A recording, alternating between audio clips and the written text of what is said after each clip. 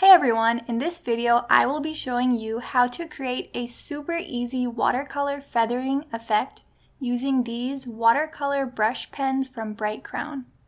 We will also be using the watercolor paper pad from Brite Crown as well.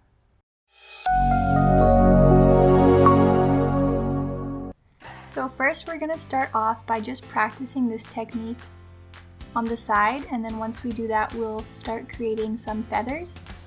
But in order to practice this, one technique is to place some water using the water brush pen on your paper, and I'm just creating a little square, and then I'm going to go through with the lighter of my two colors. So I chose a light blue and a darker blue, and now you see that I'm just using the color and sort of flicking the pen upwards from the bottom of that square, and then doing the same from the top of it going towards the bottom using this motion. And so you'll see that as I continue to do that, above and below the area where I placed the water, this sort of feathering effect is forming, and you'll notice that I'm leaving the space in the middle with no color in it. And then with my lines, I'm varying the lengths of some, so you'll see that some are a little bit longer than others. And then I went ahead with my darker color and added some more strokes using that same flicking or feathering effect. And then just to blend out that second color, I'm now using my water pen again.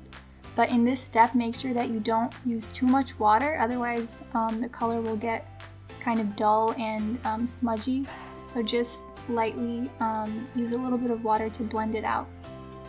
So that was one technique to use to create a sort of feathering effect.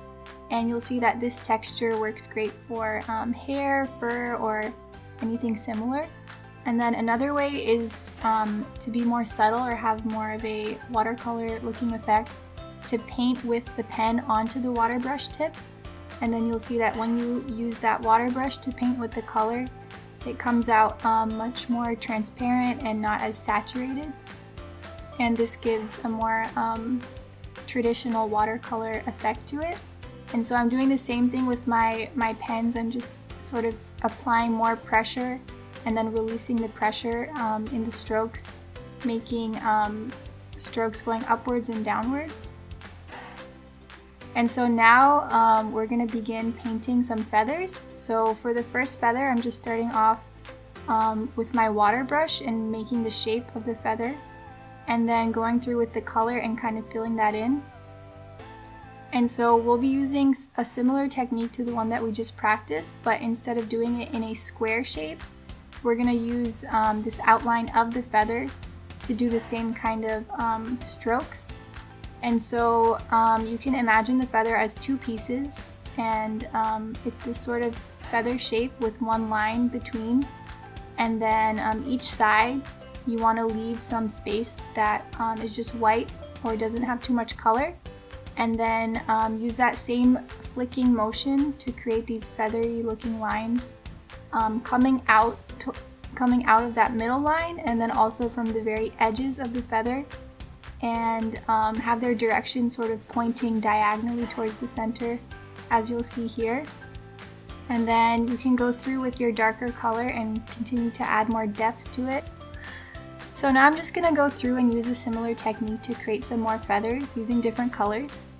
And you can use different shapes for these feathers. So with this pink one, I'm doing more of a round shape, but I'm using a similar technique with imagining two sections and then using the feathering effect to create lines and strokes that come out from the center of the feather and then from the edges as well. And then I went ahead and continued to make more with different colors using a similar technique.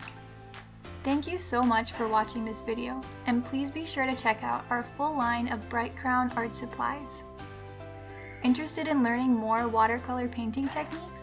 Subscribe to our Brite Crown YouTube channel for ongoing tutorials and how-to videos.